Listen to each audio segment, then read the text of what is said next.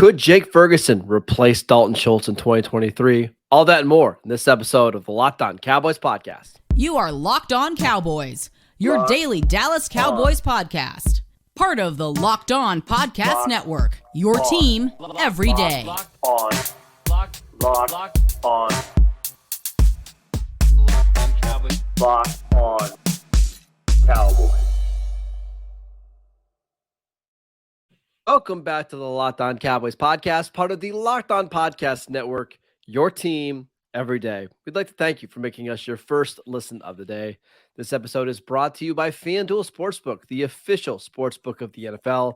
Make every moment more. Visit FanDuel.com/lockedon to get started today.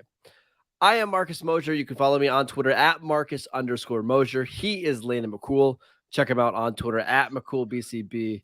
Landon, we are discussing the Cowboys tight ends from 2022. How you doing today, sir? I'm doing well. It's an interesting group, right? Because of the contracts and because of the group that you have of the young players, and then added into the thought of what looks, you look in the future. The draft class that's coming in is an incredibly deep class, so there are a lot of angles in this tight end room, and not even to mention the kind of change in philosophy and how that has an effect on the tight ends as well. So there's a lot to get to here.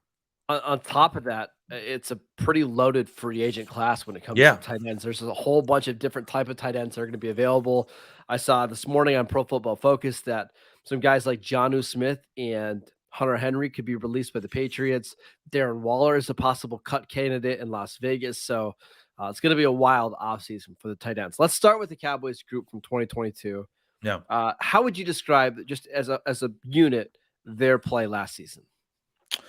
I thought it was a good group. It was a very versatile group. They obviously got good usage out of all four of the tight ends that they rostered throughout the season. They all kind of had a defined role that they fit into. Obviously, it starts with Dalton Schultz. He was the lead tight end. He was the guy that was getting the most of the focus. The not only the majority of the focus in the room, but a large share of the focus of the offense overall. I mean, outside of CeeDee Lamb, he was probably the most targeted. He was the most targeted player in the offense.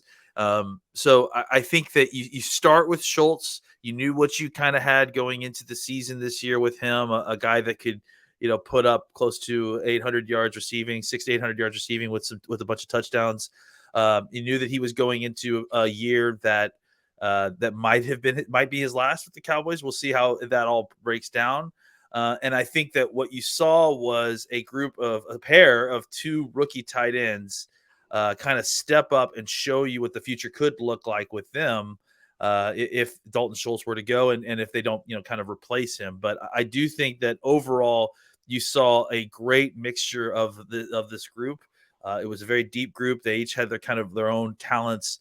And the Cowboys did a really good job, I thought, of kind of mixing them in and mixing them around and using them to their best of their abilities. All right, let's start with Dalton Schultz, who played on the franchise tag last year. He's going to be a free agent this year.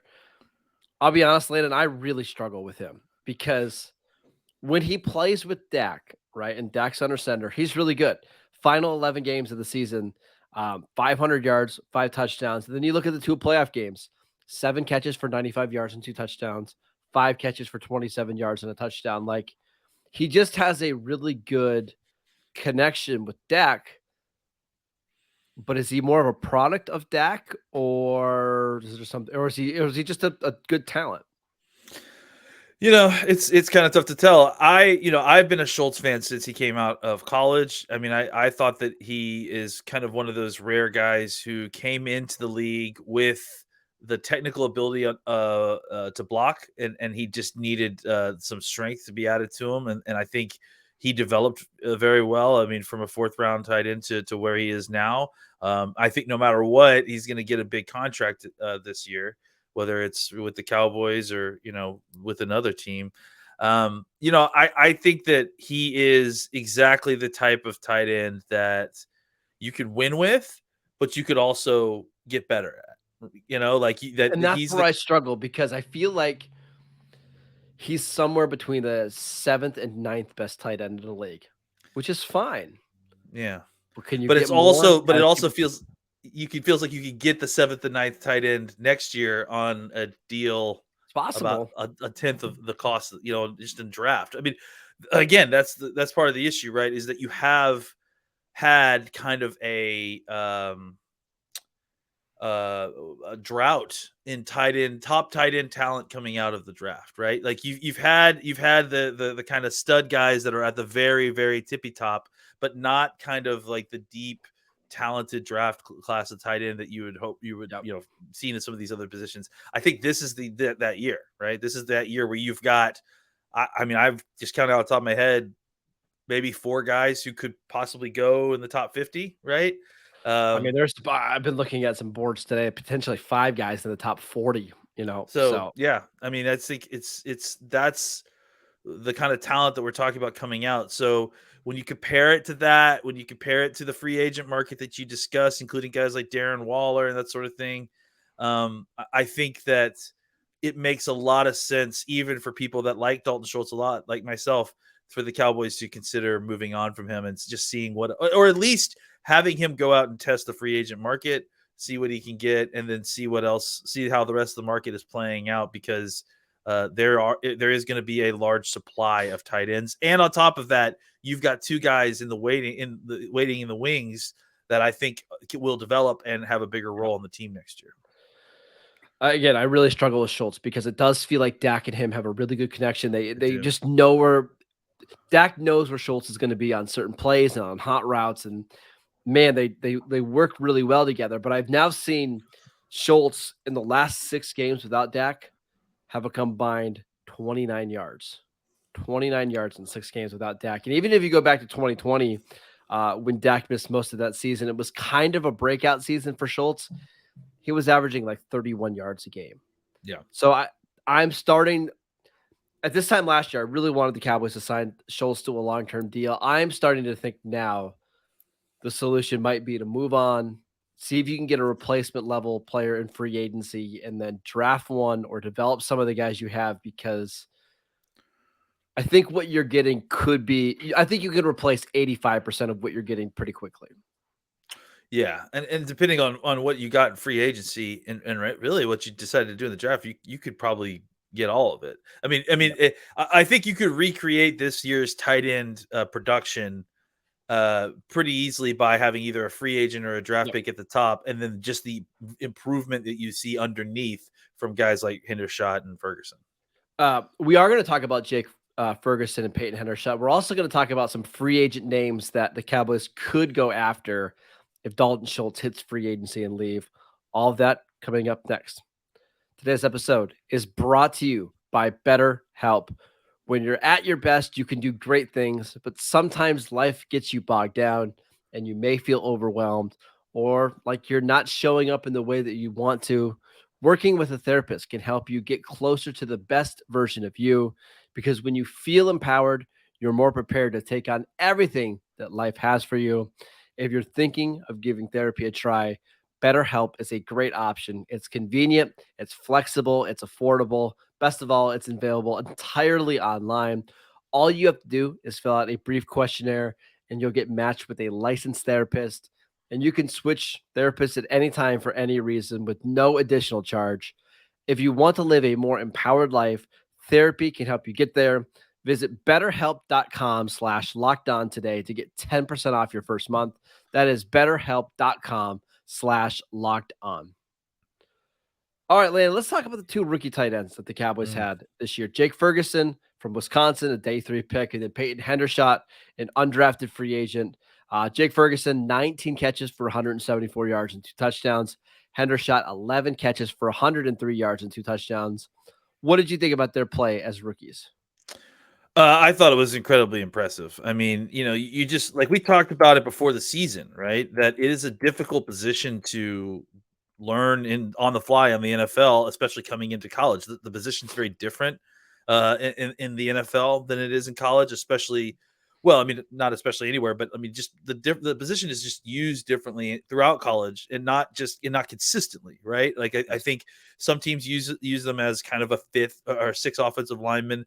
Some teams use them strictly as kind of off the ball slot, like a big slot player kind of. And then when you get into the NFL, you kind of are expected to do a little bit of all those things, right? Like you're supposed to be a blocker, a receiver, and you're supposed to be kind of equally adept at both. And if you can't do both, if you can't like find a way to kind of be at least serviceable at both, it's really hard to get onto the field. And we, it's in much the same way that we talked about with Jalen Tolbert, right? Like if you're a wide receiver who doesn't play special teams, it's hard to make a roster and get on the field. So for Hendershot and Ferguson to be good enough at the kind of full part of their game so that they could be put out onto the field, because they're not just out there running routes. I mean, the Cowboys put them out there to block and as true tight ends, they weren't like necessarily designing special packages for these guys in order to deploy them. They were being deployed just like regular tight ends, and the fact that both of these guys were able to kind of get out there and get. I mean, I have the numbers in front of me. Over 100 yards and touchdowns, right? And play a lot of snaps. 38 targets between the two of them as well. I thought was really, really impressive. So I think, just based on expectations, I think obviously Ferguson, we had more expectations for. He was a draft pick. He's a guy that we liked. I think he exceeded his expectations in ways we didn't expect.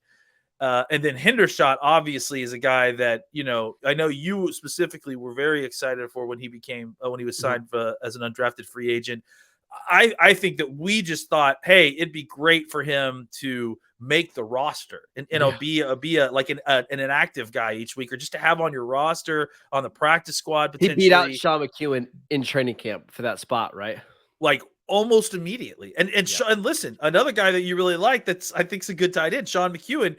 That wasn't like that was an easy task. I mean, I understand that Hendershot is a more physically gifted player, but like again. It is a difficult position to play. So I want to take this opportunity to really give flowers to Lunda Wells for what he did. I mean, honestly, like one of the best coaching jobs on this team that is not mentioned enough, I think. Really did a fantastic job of getting both Ferguson and Hendershot up to speed and ready to go with where they needed to be. So I thought that Ferguson, exceeded what we expected as a receiver. I'm pretty sure that he went through the whole season without a single drop and was without a doubt the best of these tight ends after the catch. I mean, just was really hard to tackle, took short passes on a regular basis and was able to turn them into big gains with after the catch ability. And then Hendershot to me was more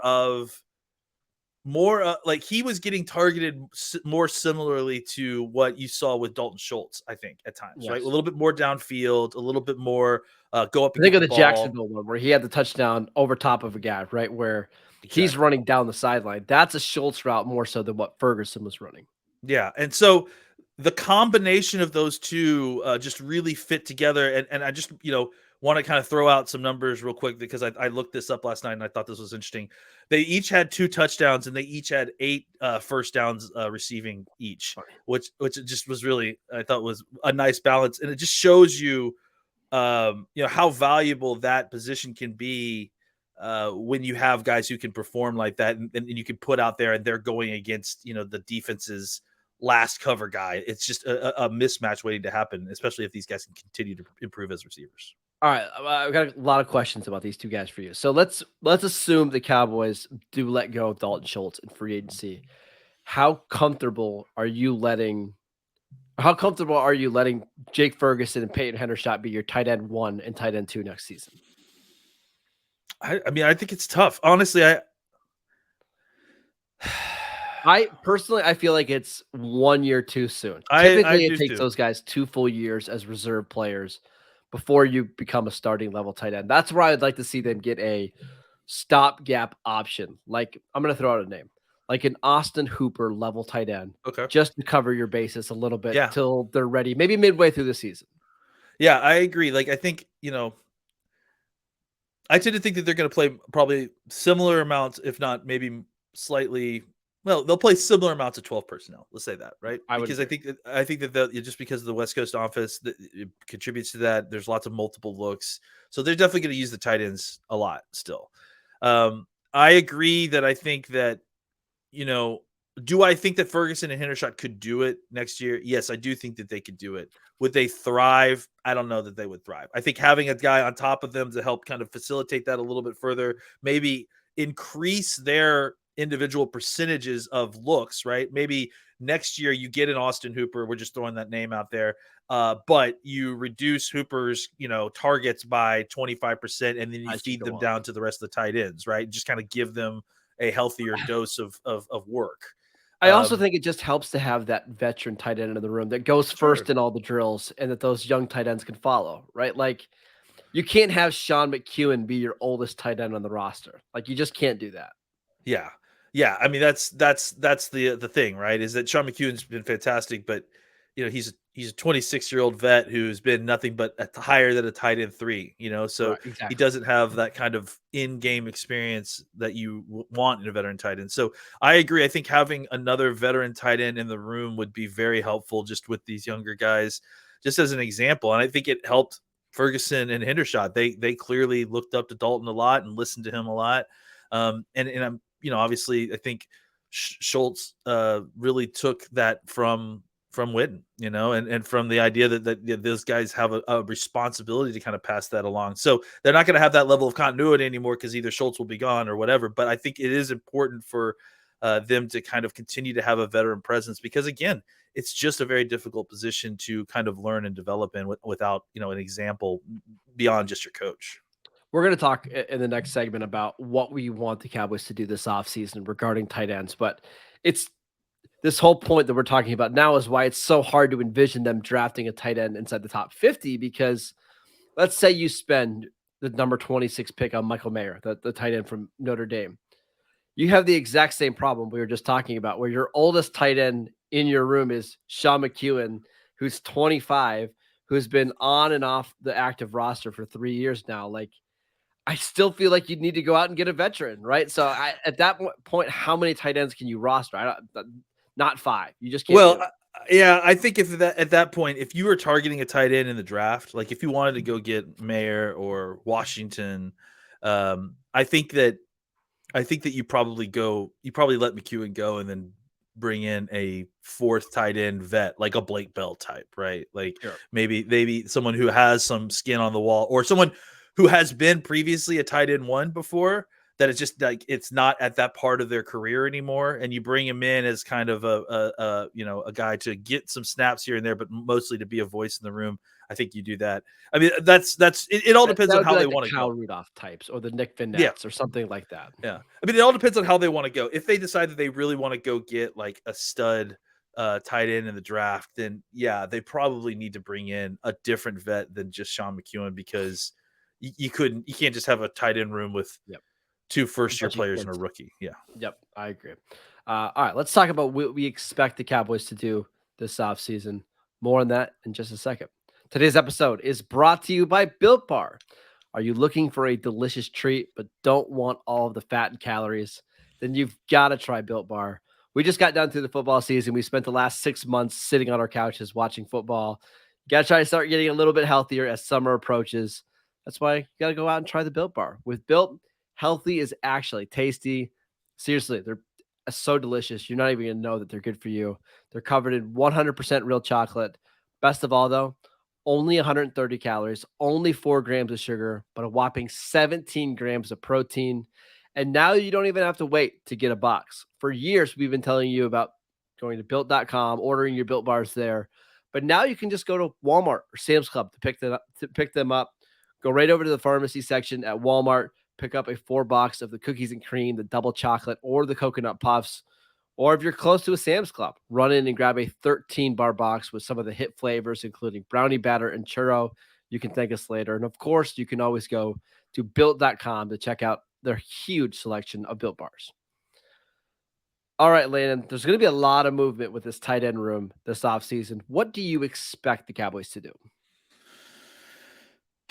I think it's difficult to predict. I mean, I tend to think that there is a chance that they try to work something out with Dalton Schultz, simply because of the reasons that you mentioned, right? Like that he has some familiarity with the team. He has some familiarity with Dak. There's clearly chemistry there. I think he likes being here. I think that there's chemistry inside that tight end room that maybe they don't want to break up. I think it'll be interesting to see. I tend to think that the Cowboys will let Schultz go out and see what the market will provide for him. Right? Maybe he goes to LA and sees if his former coach can give him a big payday to move out to LA. But, really quickly, here's the market. Last year we saw 2 tight ends get paid. Dawson Knox for the Bills got 4 years, $52 million. David Njoku got 4 years, $54 million. That's a lot of money. It's a lot of money, I tend to think that it'll be. I honestly think that what will happen here will be an indicator more than the reverse. I think I'm interested to see what happens here to kind of point me in the direction of a lot of the other offseason stuff, right? Because 100%. I think if they re-sign Schultz, to me that screams like, okay, we understood what we did to Dak with the offensive coordinator. We're trying to still make him more comfortable. No. We're gonna make Dak comfy with this tight end, as tight end blankie. If they like actually don't, make plays, like if they decide, okay, we're gonna move on, we're gonna do something new here. I think that's probably more of an indicator of what's going to happen the rest of the offseason than anything else, right? That they're really, truly trying to revamp some things. They're trying to do stuff that will change the offense that isn't necessarily about making Dak comfortable. It's about getting better. Mm-hmm. So I think that the logical team building argument would be likely to let Schultz go. Right. And to see what just because there's so much supply on the market right now, it's going to be easy to replace and potentially replace that production at a cheaper cost, especially when you have needs elsewhere. But the heartstrings, let's make Dak comfortable part of this is going to go the other way. So the other thing is I do want to tie in the running back position here, because I don't see a scenario where the Cowboys move on from Tony Pollard, Ezekiel Elliott, and Dalton Schultz all in the same offseason, right? They're just not going to do that to Dak, right? Yeah. So they're probably going to bring back one of these players. And I'm really interested to hear which one Dak would want to bring back. My guess is Schultz. I kind of have a feeling the front office believes, hey, we could bring back Pollard on the franchise tag, which is $4 million cheaper than Dalton Schultz, and then go out and sign a tight end and probably be about the same, but there could be a lot of turnover with those two positions. Yeah, there absolutely could. I mean, it's a position that is, kind of ripe for change, simply because of all the reasons we talked about. There's supply there. There's means to change things over. Part of the thing that happens a lot in the offseason is fans get out here and they just want change. They don't care about what's available. They don't care about what's next, They just want change. I think if you look at the supply and demand aspects of free agency and draft and that sort of thing, running back and tight end to make the most sense, not only because of the supply, like I mentioned, but also what you've got currently in your situation. You've got a tight end on an expiring contract. You got 2 running backs on expiring contracts. It just makes sense that not everybody's going to come back, especially in years where there is huge amounts of supply at both of those positions. And because of both of those positions are kind of unique in how you usually develop those positions, right? Like running backs are positions that you could draft right away and plug them in. Third rounder can be a starter right away without any issue. Tight end is the opposite end of the spectrum, right? I mean, even worse than wide receiver in some cases, where you could draft a tight end, but unless he's an elite guy, he probably isn't going to be necessarily as immediately useful to your team as a normal veteran tight end one. So I do think that both of these positions are ripe for change, but for kind of vastly different reasons. A couple free agent options. Mike Gesicki, who was franchised last year, he's going to hit free agency this year. He's more of the athletic down the field type. Yeah. If the Cowboys want to do that, any interest there? If they want to go that route, the wide receiver route, I mean, I kind of feel like they need another two-way guy. to be I agree. honest, right? I agree. Like I think So- if they could get a guy with even decent pass receiving skills, they've got two other guys who clearly are ascending pass catchers. So Evan Ingram is in that same mold, right? He's really a Yeah. big slot receiver. Austin Hooper is the name that I mentioned. He is a little bit of a two-way guy. Time kind of ran out on him in Tennessee. yeah, Hayden Hurst, who the Cowboys had interested in back in the 2018 draft, he's a free agent. Other than that, I mean, you're looking at the Kyle Rudolphs, the Irv Smith Jr., Jeff Swaim, Robert Tunyon. Jeff listed there. Swaim. The Swaim train's back. Yeah. Honestly, I love young guys. I wouldn't not sign Jeff Swaim. I'll put it that way. Like, I mean, especially if we're going the route that we talked about, where you go get a young tight end, right, to add to this room, and you just want a veteran guy as your fourth tight end. I think a trade out for McEwen for Jeff Swaim would make a lot of sense. All right, I'm going to throw out two more names. Yes, One sir. somewhat realistic, the second one probably not realistic at all. Okay. First one, Darren Waller for the Raiders. Some rumblings that maybe the Raiders would move on from Waller. He only has $8 million guaranteed left on his contract. Now, he is 31, I was going to but ask. if you want the guy that can actually stretch the seam a little bit, Darren Waller does make some sense. I mean, I think I would be interested there in like a short term, like a 2-year deal or something like that. Yeah. Yep. Like that would make a lot of sense. Yeah. Last one. If you want to swing for the fences and you really want to upgrade your tight end room and you really want to add a dynamic weapon, what about a big trade for Kyle Pitts, who going into year 3 for Atlanta, maybe rebuilding a little bit there? I'm interested, but I mean, are they interested? I mean, it would probably take, I was telling this to somebody yesterday, it would probably take your first 2 picks to do that. Now, if you look at it like this, if you were to use your first and second round picks in this draft to trade up, you're probably getting to like 17, 18 range. You're not getting a player as talented as as Kyle Pitts at 17 or 18, or a tight end that's 23 years old with this athletic ability. Atlanta might be interested in it if they're trying to do a total rebuild, but just a name I thought I'd throw out. they definitely have not been using Pitts enough, and there is definitely questions as to whether Drake London is going to immediately start eating into all his target share, and honestly, like that was the one thing about that pick that didn't make a ton of sense to me. They're very redundant, right? They're very redundant. Yeah, they're very similar players, like in the way that they win and the way that you want to use them. So I remember seeing this name kind of bantied about as like a trade option. And look, I'm a huge Kyle Pitts fan. I'd love to have him on the team. He's a freak of nature. He's a total exception to many of the rules that you have about tight ends. And I do think that if you go into that, the reason I think that makes sense, like honestly, is that right now you're already looking for, your kind of wide receiver 2 or 3, whatever you want to call that. As someone who can, really move the needle offensively. You want to move the needle offensively? Get Kyle Pitts as your tight end and then sign Odell Beckham as your wide receiver 2. Now you have an offense that's worth writing home to. You figure out the running back situation. That honestly is not that difficult. You can do whatever you want with Pollard if you want to franchise him, if you want to let him go and then go, dip into the market, which is incredible. Sure. You can do that too. But I think that if you're talking about moving the needle, look, I'll say this from a 10,000 foot view about the offense.